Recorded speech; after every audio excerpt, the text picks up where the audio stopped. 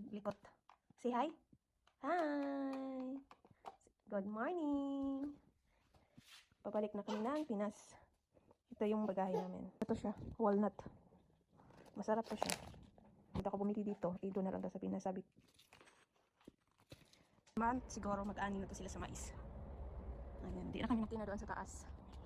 Sa may rooftop ng bahay. Ayan, marami na siyang ani nito. Bye-bye! Come here, it's hot! Come here ba? Ito din yung mga mooncakes. Tabi niya yung sugar. And then ito yung rice wala nila. Oh. Ang mamura ng mga rice na sarap yan siya halo sa lugaw. Kaya malapot-lapot na yung lugaw mo. So, ayan. Dry kiwi. Iban. Iban.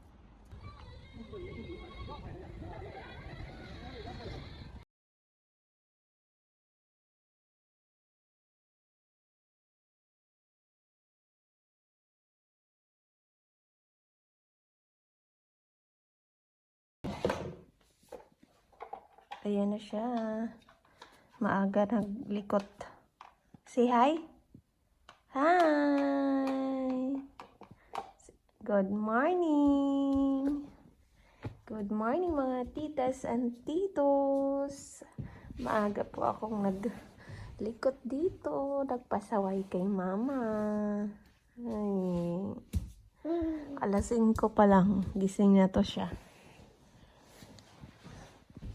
Lagi talaga to siya. Alas 5 magising.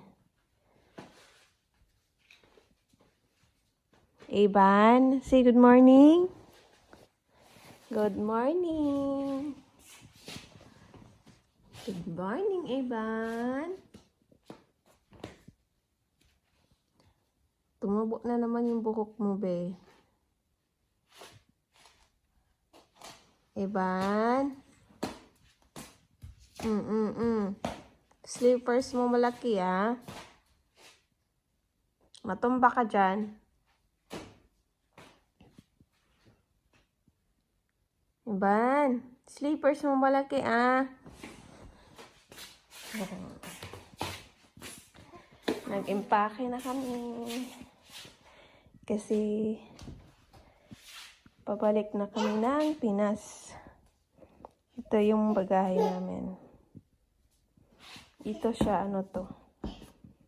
Yung noodles na machine na noodles. Nabili dito sa online ni Habi. Tsaka nagustuhan niya, dadalhin namin sa Pinas kasi homemade noodles na lang kami lagi.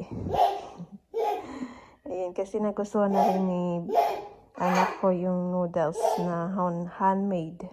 Siyempre, handmade lang ipakain sana kasi pag instant noodles is hindi pwede yun sa kanya. Marami palang i-stock dito si mother-in-law ko na tissue. Ayan, tissue is life sa kanila dito. Paano to siya? Tissue sa ano lang, sa CR. Kasi medyo ano siya. Batit brown yung kulay. Maraming tambak, oh. Itlog. Tsaka ito din. Nabili ni Habi. Pampasalubong sa Pinas. Ano to siya? Walnut. Masarap to siya. Dalawang piraso to yung ganito. Flavor. Tsaka ito din. Walnut. Dalawa to na ganito na flavor. Yung isa binigay namin kay mother-in-law. Natikman ko masarap siya kasi walnut siya na may sesame seeds. Ayan. Apat to siya. 200 peso daw to eh. Sabi ni Habi. Kaya sabi ko sa kanya, sana damihan mo kasi pang ano ko rin, yung papasalubong ko rin sa amin sa probinsya, sa Pinas. Eh, sabi niya din na daw kaya yung deliver kasi next day na kami pabalik. Baka matagal yung delivery ng baka matagal i-shipping ng seller. So, ito din. Ano to? Mooncake. Marami siyang binili na mooncake kasi diba sa September next month is mooncake. Mid-Autumn ba? Sa China. Mid-Autumn. Yung parang mooncake festival, ganun. So, marami siyang binili na mooncake kasi pamigay niya doon sa Pinas. Mga kakilala niya. Tsaka kakainin na rin namin. Maraming flavor yung binili niya.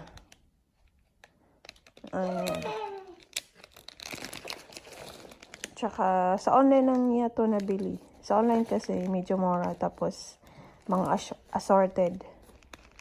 Ayan, yung iba nasa loob na ng maleta. Dito. At tsaka meron din dito siniksik sa machine. Ito, maliit na maleta. Magasan ko pa to kasi wala kabuk. Lalagyan pa to namin ng damit. Tsaka siksikan namin ng pagkain. Na mooncake. Actually, hindi pa ako tapos nagligpit kasi makulit tong bata. Marami nakatambak dito. Ililinisin ko pa to siya. May laruan.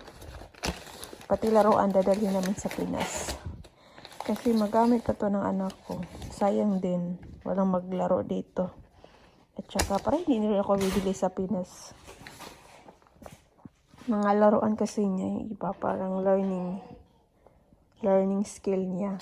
Isayang din, di ba? Maluwag pa naman yung malita ko. Maraming tambak dito si mother-in-law. Nakakarton. May mga laman din naman yan, mga karton. Mahilig sila tambak. Minsan, maano din ako maglinis kasi baka sabihin pakialamera ako.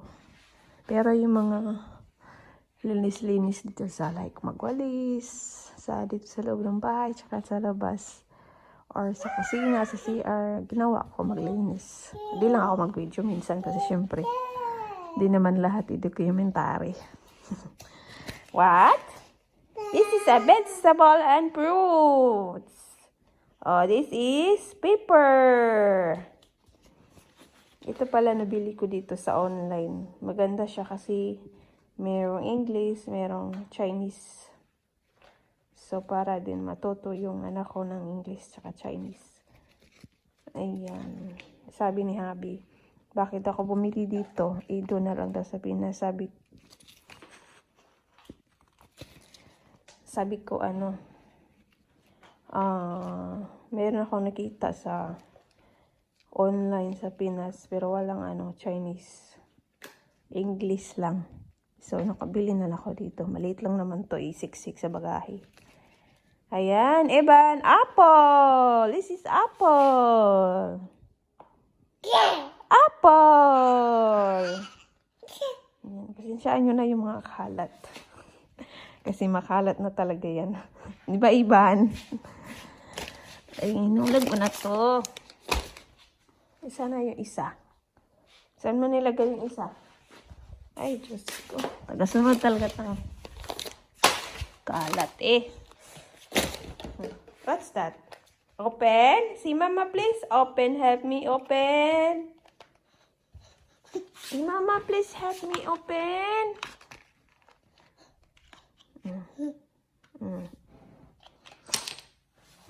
Yung anak ko, na siya, 1 year and 4 months. Hindi pa siya masyadong makabigkas ng mga words. Minsan magmama, minsan magdada. Iwan ko kung it's normal. Kaya minsan tinuturuan ko din siya yung hindi nakinig. Iba yung isalita niya. Pero ino-observe ko naman mas Evan, uwi ka na ng Pinas. At doon ka na naman magpasaway ni Mama. Ha? Ay, back to Pinas. Lang kami dito, guys. 5 months kami dito. So, matagal-tagal din yung buong summer na namin. Sobrang init dito talaga. Yung init nila dito, iba yung summer kasi sa atin naman mainit na summer. Pero iba. Dito kasi parang grabe talaga, sobrang init. Paglabas ka ng bahay, parang hahalik na sa'yo yung init. Tapos sa loob naman ng bahay, mainit rin kasi yung mga bahay nila dito, yung concrete ba? Puro saminto. Tapos, siyempre mainit yun. So, lagi kami nag-aircon. Minsan, electric fan. Pag electric fan na kasi, parang hindi ipik. Kaya sa atin kasi sa Pinas, yung bahay namin sa Pinas, hindi naman concrete. Yung parang meron ding kahoy, ganun. May malusutan ng hangin, ganun. So, hindi mo sobrang feel yung init. Tsaka marami din puno sa atin, medyo mahangin. Pasaway ko mama.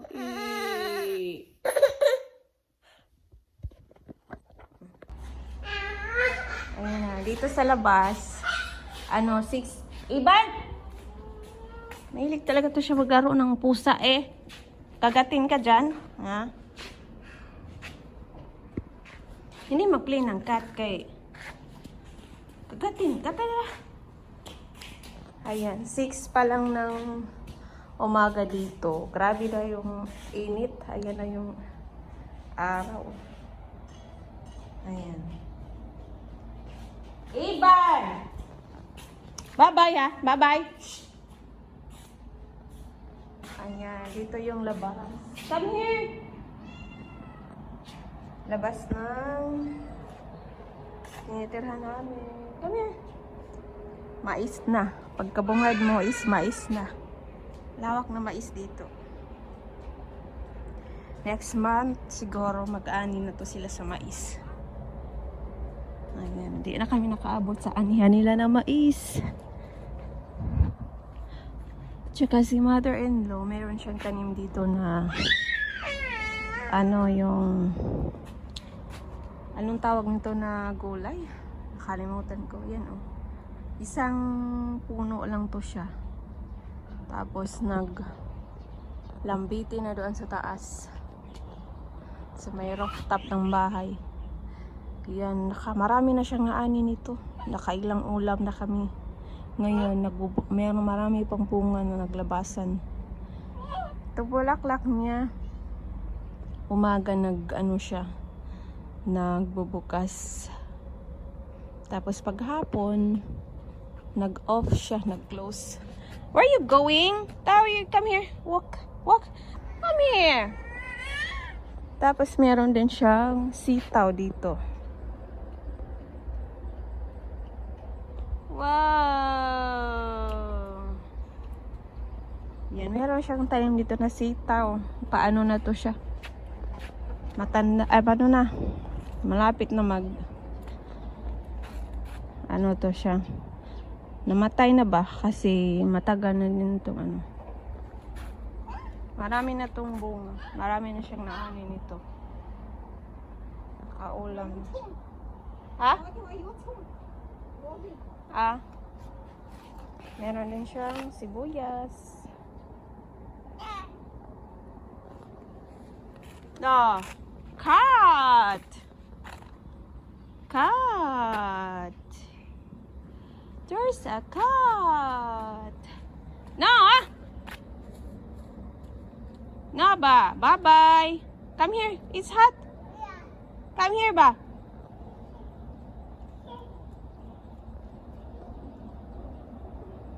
Bye-bye, Iban. Ha, bye-bye. Mama is going na home. Bye-bye. Stay here lang, ha? Bye-bye. Meron din tanim dito si mother-in-law na mabango siya. Para siyang hinalo niya to sa mga magluto siya ng gulay. Hindi ko alam kung ano to siya. Parang may pagka-oregano yung amoy niya.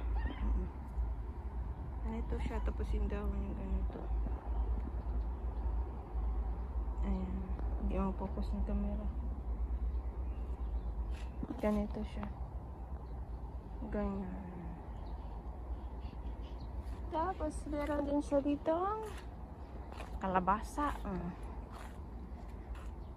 Nakaani na din siya ditong kalabasa na to. Tapos marami pang may iba na namunga na ba? Ayan, marami ako nakita na tulad dito. Ayan. Tapos siya lang kakain dito pag uwi na kami. Marami to. dito sa China, yung mga matatanda nila dito masipag magtanim ng mga gulay kasi yung mga gulay na yun pang konsumo nila. Ayan, hindi sila bili ng pagkain o gulay.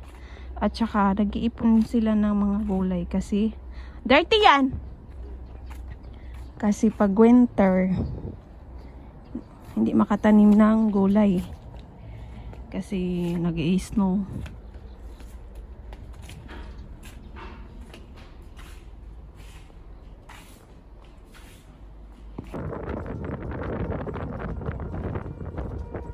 Pumunta pala kami dito sa may supermarket kasi may bibilin si Habi ng mga dagdag niya sa ilagay sa maleta ng mga pagkain or pasalubong, ganun. So, marami silang display dito ng mga yung ready to eat na siya. And then, ito din yung mga mooncake. Marami na silang display na mooncake kasi malapit na yung mid-autumn nila dito. Ayan, per kilo yan yung nila. Pag bibili ka per kilo, hindi per piece. Tapos ito rin yung red dates, tsaka tabi niya yung sugar. And then ito yung rice wala nila, oh. Ang mamura ng mga rice nila dito. Ayan, magkano yan siya? 3.28 ang per kilo. So, ganun kamura yung bigas nila dito sa China. Ay, maraming klase yan siya. Merong mas mahal, meron ding mas mababa ang presyo. At dito rin sa kabila, meron ditong mga siya, paghalo sa lugaw. Itong yellow is millet. Millet ang tawag nila dito. Ata to siya? Corn. Yellow corn, tapos gigiling. Tapos ito naman siya is panghalo din yan siya sa lugaw. Masarap yan siya halo sa lugaw kaya malapot-lapot na yung lugaw mo. So, ayan. Bibili ata si Habi nito yung yellow. Kasi masarap na siya halo sa lugaw. Mahilig kasi kami sa lugaw na. And then, meron din sila dito yung mga dry na mga vegetable. Merong sili na dry na. Tapos, yung yellow naman is tofu. Tsaka, yun, mahilig sila sa mga dry na foods kasi i-stock tapos sa kanila lutuin pag winter. Kasi wala kasi masyadong tanim ng mga gulay pag winter. Tulad na lang itong tofu, dry yan siya. Masarap yan siya ihalong gulayin ba ganun, gisa. So, meron din sila ditong black fungus. Ayan. Tofu to Tapos, siya yung katabi naman niya is yung gulay na siya na dry. Parang to siya, binilad to siya, tapos naging dry na. This hard. To what ear?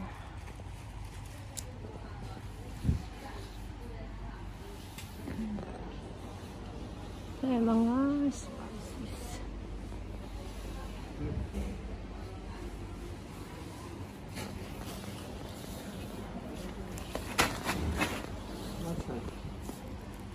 Same last time you buy? Ay, same ba? No, sir.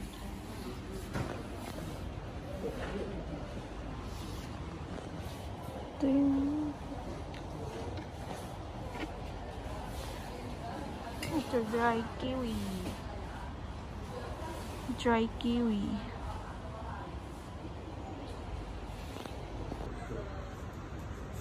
In Philippines, tumili mango. Same. 1,000. 100. This one, what's 150. this? Orange? Same weight? What, after na? No.